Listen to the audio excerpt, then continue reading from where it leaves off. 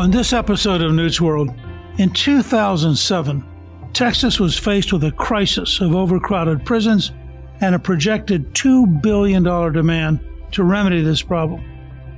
Right on Crime, part of the Texas Public Policy Foundation, supported an investment of $241 million into alternative sentencing, expanded access to parole, and evidence-based programs aimed at improving the success rate for those re-entering society or on supervision. As a result, 11 prisons closed while simultaneously reducing crime to the lowest level since the 1960s. Instead of spending $2 billion, Texas saved $4 billion. So I'm really pleased to welcome my guest, Brett Tolman, Executive Director of Right on Crime.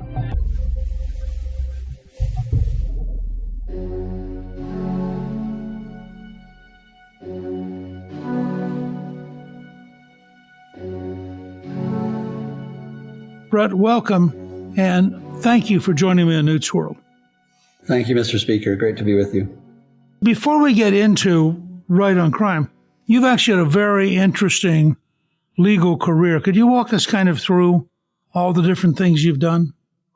People ask me how I did what I did, but I think I was more lucky than good. But I came out of law school as a federal prosecutor for about a decade, and then I wanted to go back to Washington, D.C., and I served as counsel and then ultimately chief counsel over crime and terrorism in the United States Senate, and got to see how, laws were made, but also to see the challenges as I worked on national security issues, and got to see things like interrogations in Guantanamo Bay, all kinds of interesting things. And then President Bush was kind enough to make me the U.S. attorney in Utah, and I did that for about 4 years. And the last case I did in the courtroom as a trial lawyer was prosecuting the kidnapper of Elizabeth Smart, which I'm very proud that he's not on the streets, as I think he would harm individuals if he were out. And that was my journey, I guess, through the criminal justice system. And I became a prosecutor because as a young kid, my oldest sister was kidnapped and raped in college. Just a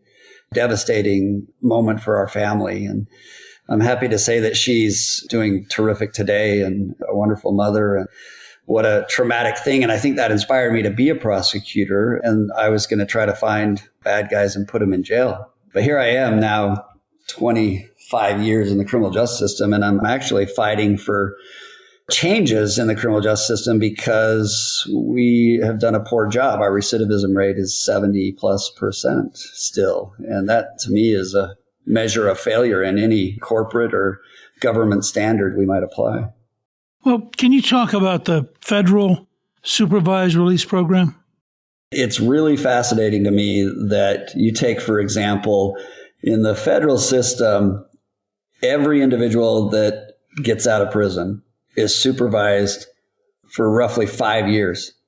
And it's an inordinate amount of money that's devoted to supervision. And right now, there is, however, data and research that shows if you supervise folks longer than 18 months, you actually can increase their recidivism. I tell people all the time, I don't want the left making changes to the criminal justice system. They don't do it right. They don't do it based on data and research and what works, like you referenced in Texas. They do it based on emotion. They'll call for defunding the police, or they'll call for whatever drastic change. But with supervision, it's one of the last remaining issues up on Capitol Hill where both sides are saying, hey, let's incentivize them like we did in the First Step Act. If they'll do what they're supposed to, then we can shorten their term of supervision, and it'll reduce crime, and it'll give them the hope and opportunity to do the things they're supposed to, get jobs, go to school, work on their family and their well-being. We should explain to everybody that recidivism is the rate at which people go back to prison. So if you can reduce recidivism, you're reducing the number of prisoners you have because they're not breaking the law. And so this is something I originally got tied into by Chuck Colson, who had served time in prison coming out of Watergate and who had become totally committed to faith-based models and to thinking through how do we take somebody who has broken the law, help them change their life, and help them prepare to live once they left prison without ever going back. Now, I am curious for a second. What's your theory of why is it that after 18 months, supervision actually becomes destructive?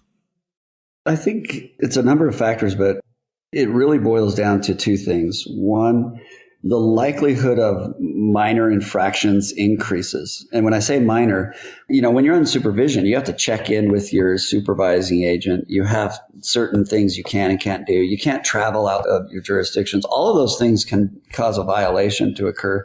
So you have an exponentially higher chance as they get back into regular life to make a minor infraction, which then they can be revoked on their supervision and brought back in. The other issue is it is incredibly exhausting. Most of the individuals that you talk to, now keep in mind, they've served their sentence, in a lot of cases, lengthy sentences, so they're out.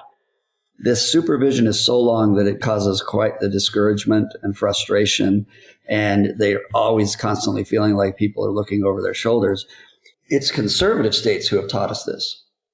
It's states like Oklahoma and Georgia and Mississippi that have shortening their supervision and getting better results. It's ironic. The liberal states are refusing to put people in jail, and so they put violent criminals back on the street.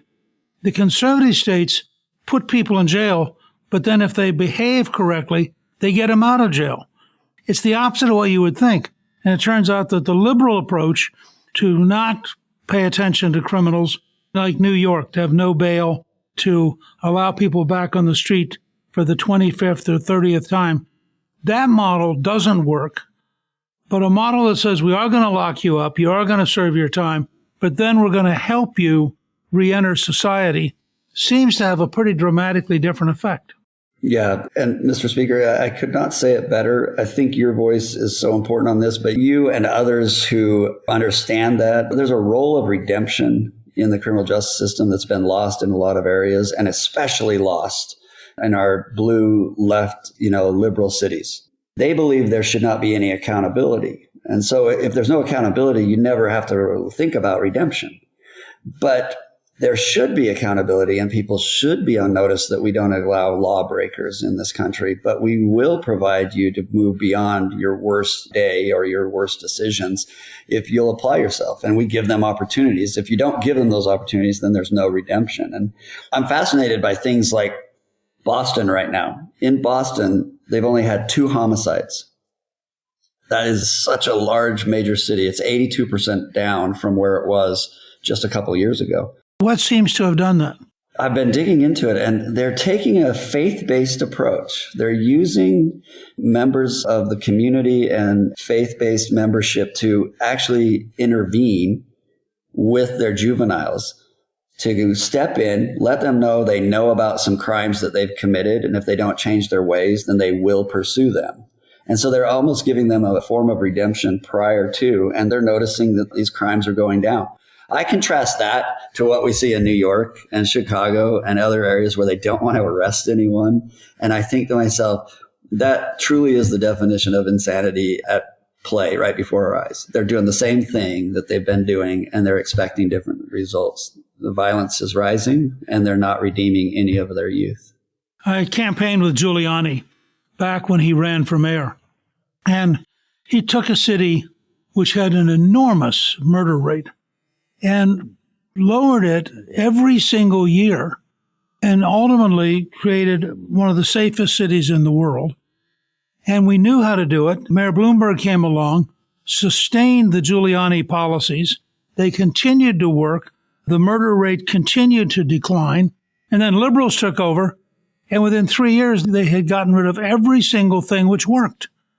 And the crime rate went back up. The city got to be worse. It got to be more, frankly, much less safe.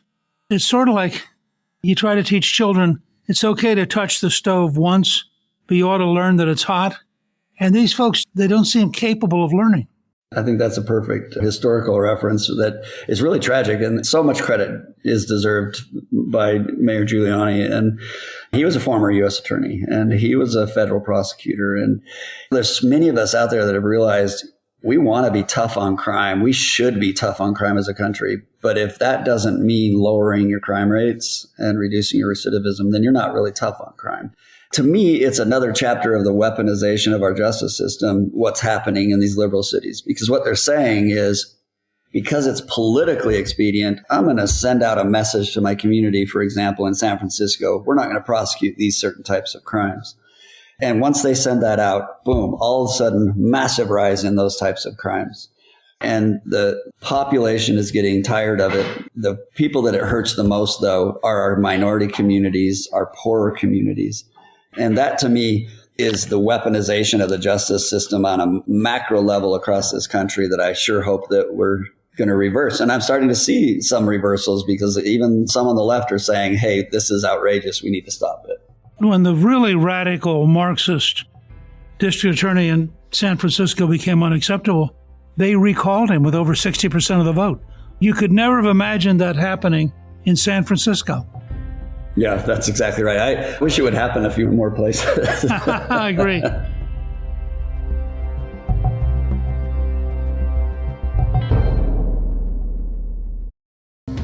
Born quality or It is Ryan here, and I have a question no style games for your struggles. It's time. This unique 2-in-1 fight stubborn body. Transform your life.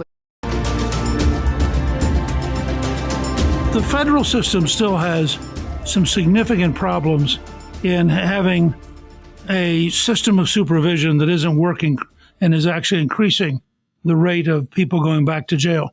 And there is a Safer Supervision Act, which is now in Congress. Could you talk a little bit about it? Because I think it's a very important concept. Yeah, it's a remarkable piece. The Safer Supervision Act, there's bipartisan sponsorship on both the House and the Senate. I mean, you have Senator Lee and Senator Cornyn and Senator Coons that are leading the effort. I think Senator Grassley will be a champion of it and a leader of it as well. And then in the House, you have Wesley Hunt and Byron Donalds. Why would they be wanting to change the criminal justice system? It's because they absolutely know that you can make improvements and not compromise public safety. And the improvements here, what this would do is it says, if you get out of prison, if you get a job and you do what you're supposed to do, and you've served half of your supervision, which is about 2 years, then we'll give you a presumption you can get off your supervision. And it's interesting, Mr. Speaker, because it's law enforcement that actually brought this to our attention. It's the federal law enforcement officers who said, you know what, we're having to expend an enormous amount of our budget supervising everyone when there are individuals that we know we don't have to supervise that could be off supervision, and we could focus on the more dangerous. So we think this bill will actually improve public safety. Well, you know, there's a classic case that someone brought to my attention about Daniel Lynn Brown, who almost 2 decades ago was convicted of drug charges. He served 15 years and was released under the First Step Act, which President Donald Trump signed into law. He was placed on a 10-year federal supervision, which began in April of 2020. Nearly 4 years later, Brown has committed 0 violations. He's also maintained full-time employment as a project manager at a construction company, purchased 2 homes, and been a devoted father to his 5 children. But he's still under federal supervision. He's not allowed to travel without approval from his probation officer, which has led him to turn down numerous work opportunities, including what he called a dream job, helping ex-prisoners turn their lives around. Random drug testing and check-ins with his probation officer take him away from work and family obligations. Even though he poses no public safety risk, Brown remains trapped in an ever-expanding government bureaucracy. But under this proposed Safer Supervision Act, he would have a clear path off of supervision at the halfway point of his term. He would receive guidance on how to request early termination, whether he qualified for presumptive early termination based on his good conduct and compliance, the factors weighed by the court, and the ability to request legal counsel if needed. So you can see in this one human case how big a difference that the Safer Supervision Act could create. And in your judgment, is this the right direction for the country? Yeah, I think that's a perfect example. Now, people come back and they say, well, what about the ones that are really violent? Well, the Safer Supervision Act carves out the exceptions for individuals who are violent or individuals who need lengthy supervision, those that have victimized children, for example. So this will really get at the heart. And if you ask any prosecutor like myself, who spent almost a decade as a federal prosecutor, I did well over 1,000 felony cases. I can tell you, I know every single one of those defendants that could have taken advantage of this. And I would predict, zero recidivism on many of those. And every prosecutor knows who they are, knows that they wouldn't need to be supervised for 3, 5, 7, 10 years, which is what happens.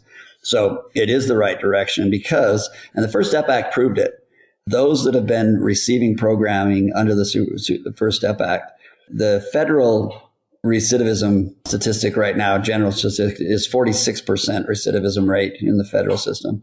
But under this First Step Act, it falls below 10%. That is phenomenal. It teaches us that in giving them the right programming, giving them incentive to better themselves actually works. Think about that at a human level.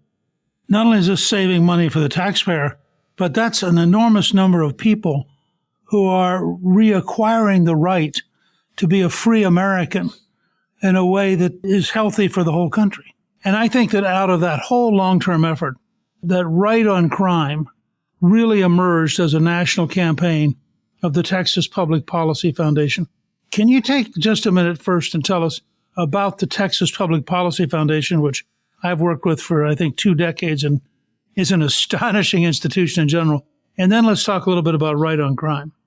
Yeah, absolutely. It's one of the high points of my career, my long career working in the criminal justice system, to work with the Texas Public Policy Foundation. This is men and women of incredible faith and intelligence and work ethic that really just want a better place for their families and for the communities across this country. And so they get involved in all the big issues. But about 15 years ago, they started an organization called Right on Crime. And they started that because they started to recognize that we could make policy changes. We could start to redeem people. And so they started out very humble in a few states and working on a few issues. And then they started working on the national issues like the First Step Act. When I was persuaded by a very persuasive Texan to take the helm of Right on Crime, we've now gone from 5 states. We're in 15 states now. We are growing and expanding. And the reason is that we are an organization that can make changes to the criminal justice system without forgetting victims of crime and without compromising public safety. And it's interesting, Mr. Speaker, we're now seeing, I'm getting members of Congress calling me or reaching out and texting me weekly. I'm getting governors across the country that they want to know what are our thoughts, what changes can be made so that we can better our criminal justice system. And it's not just the system we're trying to make better. We're trying to do, as you outlined, we're trying to save families. 95% of everyone that is incarcerated gets out of prison. And we've forgotten that they get out and they've been in worse shape most of the time when they get out than when they went in. And so they recommit crimes. And we can do better. We can make them better and part of our community by using faith, by using education and training, and really remembering that that's our obligation as brothers and sisters on this earth. You know, when Chuck ultimately retired and then passed away, Pat Nolan, who himself had ended up in prison as an assembly leader in California, picked up the flag. And I've worked closely with Pat. And part of the reason is the human side. The more people we can help continue to lead a full life, the better.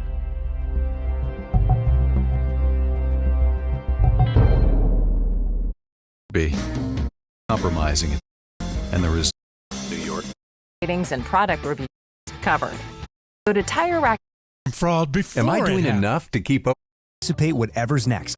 I realize that prison systems today cost the states over $50 billion a year, which is up from $11 billion in the mid-1980s.